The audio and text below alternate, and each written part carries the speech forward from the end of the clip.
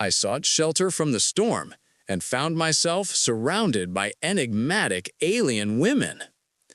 The emergency landing. Warmth in the darkness. The storm's fury escalated as night descended on Zephyrus. Lightning strikes came so frequently they created a nearly continuous strobe effect at the cave entrance, and the thunder shook loose dust from the ancient ceiling. Kessa gestured for Marcus to follow deeper into the cave system, away from the violence outside. The passage narrowed, forcing them to walk single file. Marcus couldn't help but notice how Kessa's bioluminescent patterns provided gentle illumination, casting dancing shadows on the stone walls. The other three women, Nira, Thessia, and Wynne, followed behind, their whispered conversations creating a soothing backdrop to the storm's rage. The tunnel opened into a breathtaking chamber. Massive crystals grew from floor to ceiling like a frozen forest of light, each one pulsing with inner radiance. But what captured Marcus's attention were the walls, covered entirely in intricate murals depicting scenes he couldn't immediately understand. "This place is incredible," Marcus breathed, turning slowly to take it all in. Kessa's expression softened slightly, pride replacing some of her wariness. "These caves are sacred to my people. We've been here for 3 lunar cycles, studying the magnetic currents that flow through the crystals. They're connected to the storms somehow. We believe understanding them might help us predict the worst tempests." "You're scientists?" Marcus asked, surprised. "Researchers, yes." Kessa moved to a cluster of instruments set up near the largest crystal formation. "The storms on Zephyrus have been growing stronger each season. Settlements are being abandoned. If we cannot find a way to forecast them, our people will have to leave this world entirely." Marcus stepped closer, genuinely interested. "I've flown cargo routes through 17 systems, and I've never seen ion storms like the one that brought me down. The electromagnetic pulses are unlike anything in the standard databases." For the next hour, they talked. Kessa explained the complex relationship between Zephyrus's 3 moons and the magnetic field disruptions. Marcus shared his experiences navigating dangerous atmospheric conditions, describing worlds she'd only read about. Gradually, the conversation shifted from professional to personal. His stories of narrow escapes made her laugh, a sound like crystal bells that made his chest tighten unexpectedly. The temperature in the cave dropped as the night deepened. Marcus noticed Kessa rubbing her arms, her luminescent patterns dimming slightly with the cold. "Here," Nira approached carrying what looked like blankets woven from threads that glowed faintly. She handed one to Marcus with a shy smile, then draped another around Kessa's shoulders. "Thank you," Marcus said, wrapping the surprisingly warm fabric around himself. The material felt alive somehow, retaining heat better than any synthetic he'd encountered. Kessa settled onto a smooth stone outcropping, and after a moment's hesitation, Marcus joined her. They sat close enough that their shoulders nearly touched, the shared warmth welcome in the cooling air. "Why cargo running?" Kessa asked quietly, her eyes reflecting the crystal light. "You speak like someone with education, with options." Marcus was silent for a moment, watching the play of light across her features. "Running seems easier than staying still. Less time to think about mistakes." "What mistakes?" "The kind that cost people their lives," he said it flatly, not looking at her. Kessa's hand moved as if to touch his arm, then hesitated. "We all carry burdens," Marcus weighed. "The weight feels heavier when we carry it alone." Their eyes met, and in that moment, surrounded by ancient stone and crystal light, with a storm raging outside, something shifted between them. The air felt charged with more than just electromagnetic energy. "Tell me about your world," Marcus said softly, wanting to understand this mysterious woman who'd shown him unexpected compassion. Kessa smiled, and as she began to speak of her home, her people, her dreams for their future, Marcus found himself leaning closer, drawn not just by her beauty, but by the passion in her voice, the intelligence in her eyes, the gentle strength she carried. Outside, the storm screamed its fury. Inside, In the warmth of the crystal cave, two souls from different worlds began to find common ground. Secrets beneath the surface.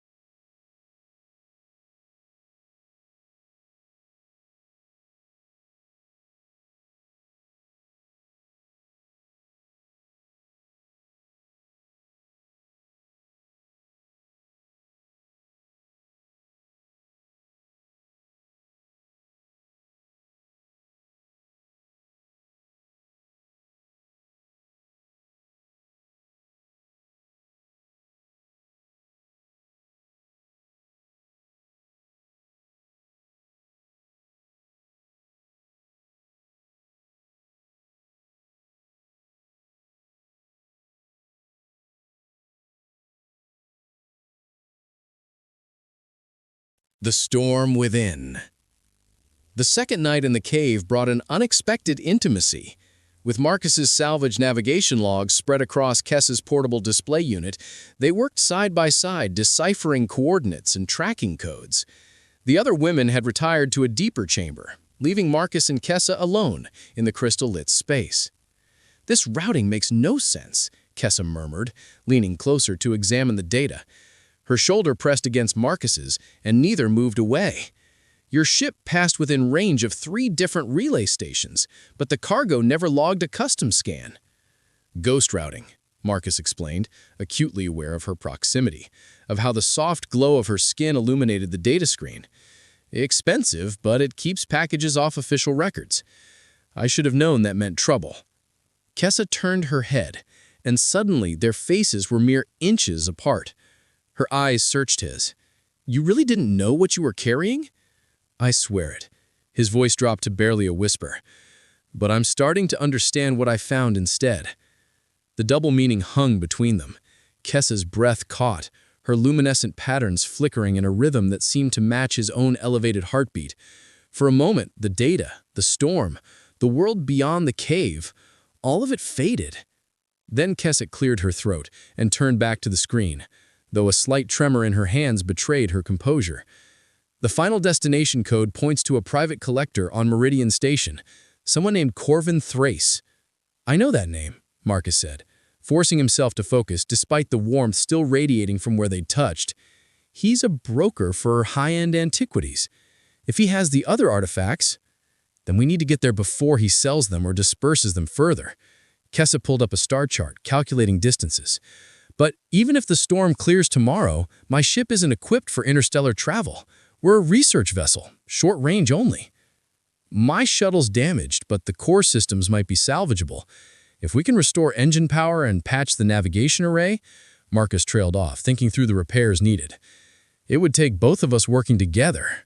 Maybe 3 days if we're lucky?" "3 days," Kessa repeated softly. She looked around the crystal chamber, then back at Marcus. "Trapped here together while we rebuild your ship? Is that a problem?" Marcus asked, trying to read her expression. Kessa's pattern shifted to a warm amber hue. "I'm not certain yet." But the way she said it, with a slight smile playing at her lips, suggested it wasn't entirely unwelcome. They worked through the night, mapping out the repair strategy, but the conversation drifted between technical specifications and personal revelations. Kessa spoke of the pressure she felt as expedition leader, of the settlements depending on her research, of nights spent wondering if she was capable enough.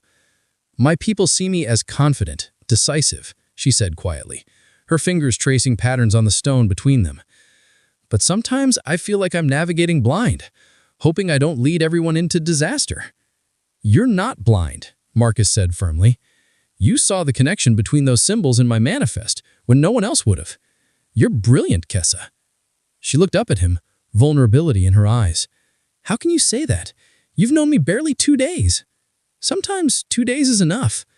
He reached out slowly, giving her time to pull away, and tucked a strand of her ocean-dark hair behind her ear. His fingers brushed her cheek, and her skin felt impossibly soft, warm with that inner luminescence. Kessa's eyes closed briefly at the touch, and when they opened again, something had shifted in their depths, a decision made, a barrier lowered. "Marcus!" The way she said his name like a question and an answer at once pulled him closer. Their faces drew together slowly, inevitably, like gravity between planets. He could feel her breath on his lips, see the rapid pulse of light traveling across her skin. But just before their lips met, a sharp crack of thunder shook the cave so violently that crystals rained from the ceiling. They jerked apart as Nira rushed in from the deeper chamber. "The storm is directly overhead. The magnetic readings are off all our scales. We need to move everyone to the innermost chamber. It's the only place shielded enough." The moment shattered, but as Kessa stood and Marcus followed, their hands found each other in the chaos. Her fingers intertwined with his, squeezing once before duty pulled her away. In the deeper, safer chamber, huddled together as the storm raged with unprecedented fury, Kessa ended up beside Marcus again. The space was cramped, forcing them close. She was shivering. From cold or adrenaline, he couldn't tell. Without thinking, Marcus wrapped his arm around her shoulders, pulling her against his side. She stiffened for only a heartbeat before melting into his warmth, her head coming to rest against his chest. "This is madness," she whispered, her voice muffled against his jacket. "The storm?" he asked, though he knew she meant something else. "Everything." But her arms circled his waist, holding on. "I don't do this. I don't let myself feel this way, especially not with someone I just met, someone who will leave when his ship is repaired." What if I didn't want to leave? The words surprised Marcus as he spoke them, but they felt true. What if I wanted to help you find those artifacts? What if I wanted to see where this goes? Kessa tilted her head back to look at him, her eyes luminous in the darkness. You really would do that? Abandon your cargo routes, your carefully maintained distance from everything? Maybe it's time I stopped running towards nothing and started moving towards something. His hand came up to cup her face, towards someone. This time when their lips met, there was no interruption. The kiss was gentle at first, exploratory, two people from different worlds discovering unexpected harmony. Then Kessa's hand slid into his hair, pulling him closer, and the gentleness gave way to something deeper, more urgent, all the tension and connection of the past 2 days igniting at once. When they finally broke apart, both breathless, Kessa's patterns were blazing bright enough to illuminate the entire chamber. She looked almost embarrassed by the visible display of her emotions. "I can't hide what I feel," she said with a shaky laugh. "My people, we're not good at deception. Everything shows on our skin." Marcus smiled, brushing his thumb across her luminescent cheek. "Then I'll always know where I stand with you. I think I like that." Outside, the storm continued its assault. But inside, wrapped in each other's warmth, Marcus and Kessa had found shelter of a different kind. The kind that had nothing to do with caves or crystals, and everything to do with two hearts recognizing something worth holding on to. They fell asleep that way, intertwined and peaceful, while around them, the storm slowly began to exhaust itself. Dawn and discovery. Dawn broke across Zephyrus with unexpected brilliance. The storm had finally spent itself, leaving behind a landscape transformed. Marcus woke to find himself still holding Kessa, her sleeping face peaceful and beautiful in the soft morning light filtering through the cave entrance. Her patterns had dimmed to a gentle shimmer during sleep, like stars at twilight. He didn't want to move, didn't want to break the spell of this moment, but necessity eventually won. They had work to do. Kessa stirred as he shifted, her eyes opening slowly. For a moment, confusion flickered across her features. Then memory returned and she smiled, a private, intimate smile meant only for him. "Good morning," she whispered. "Good morning?" He pressed a kiss to her forehead, earning a brightening of her patterns that made him grin. "Ready to see what's left of my ship?" The damage looked worse in daylight, but Marcus had survived worse. With Kessa's team helping, they spent the morning salvaging components and assessing what could be repaired. Thessia proved surprisingly adept with human technology, while Wynn's strength made moving damaged panels manageable. But it was when they opened the cargo hold that everything changed. The sealed containers had survived the crash intact. Kessa approached them reverently, her scanning device confirming what the manifest had suggested. Inside were 7 artifacts, crystalline structures that pulsed with the same energy as the cave's formations. "May I?" Kessa asked, her hand hovering over the nearest container's lock. Marcus nodded, and she carefully opened it. The artifact inside responded immediately to her touch, blazing to life with intricate patterns of light. The crystals in the distant cave suddenly flared brighter, resonating in harmony. "They're calling to each other," Nira breathed, her own scanner showing wild readings. "The artifacts and the natural formations, they're part of the same network." Kessa carefully lifted the artifact, carrying it back toward the cave. As they approached, the resonance grew stronger. When she placed it on a specific indentation in the cave wall, an indentation that matched its shape perfectly, the entire chamber erupted with light. Holographic projections burst from the walls, three-dimensional maps showing Zephyrus as it had been millennia ago. Dozens of points across the planet's surface glowed, each one marking an artifact placement site. "It's a weather regulation system," Kessa said in awe, her fingers moving through the holographic displays. "Our ancestors didn't just predict the storms, they controlled them, maintained atmospheric balance across the entire planet." And when the artifacts were removed, Marcus understood. The system began failing. The storms grew worse. Kessa turned to him, excitement and hope blazing in her eyes. "But if we can recover all the artifacts, restore the network, you could save your world." The magnitude of it settled over them. What had started as a random cargo run, a storm, a chance meeting, had become something far larger, a mission that could determine the fate of an entire civilization. "I'll help you," Marcus said firmly. "We'll track down every artifact, every piece. Corvin Thrace, the collectors, whoever has them, will get them back." Kessa crossed to him, taking both his hands in hers. "This could take months, years even. You'd really give up your old life for this? For—" She hesitated, vulnerable. "For me?" Marcus pulled her close, his forehead resting against hers. "I told you, I'm done running. And yes, for you, definitely for you." He kissed her softly. "Besides, I've got experience with impossible deliveries. This is just a retrieval run instead of a drop-off." She laughed against his lips, the sound bright with joy. "Then we're partners?" "Partners," he confirmed, "in every way." The other women gathered around them, examining the holographic displays with growing excitement. Plans began forming. They would need supplies, permissions, probably a bigger ship. Marcus's shuttle could be repaired enough for short-range travel, but they need something more substantial for a multi-world recovery mission. "I have contacts on Viridian Station," Marcus said, already thinking through logistics. "We can start there, track down Thrace's collection."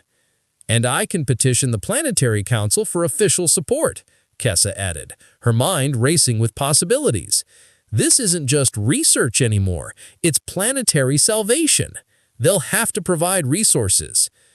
As they stood together at the cave entrance, looking out over the storm-washed landscape, Marcus marveled at how much had changed in just 3 days. He'd arrived broken, running from his past, expecting nothing but temporary shelter. Instead, he'd found purpose, partnership, and, perhaps most unexpectedly, love.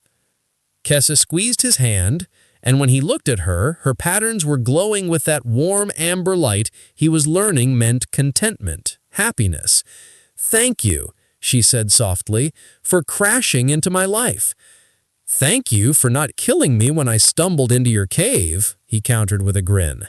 "The night is young," she teased, then sobered. "Truly, though, I was so focused on my research, my responsibilities, that I'd forgotten what it felt like to connect with someone, to let someone in." "We make a good team," Marcus said, slipping his arm around his waist, the runaway pilot and the determined scientist. "Between us, we might actually pull this off." "We will pull this off," Kessa's voice carried absolute conviction. "Together." Below them, her research vessel sat undamaged on the valley floor. Beyond it, Marcus's battered shuttle awaited repairs. And somewhere out among the stars, scattered across multiple worlds, the remaining artifacts waited to be found and returned home. It would be dangerous, difficult, possibly impossible. But as Marcus stood with Kessa at the mouth of the crystal cave, the morning sun painting the landscape in gold, and the woman he loved warm against his side, he realized something fundamental had changed. He wasn't running anymore. He wasn't hiding from his past or avoiding his future. For the first time in years, Marcus Wade was exactly where he wanted to be, doing exactly what mattered with exactly the right person beside him. The storm had passed. The real adventure was just beginning. And this time, he wouldn't face it alone.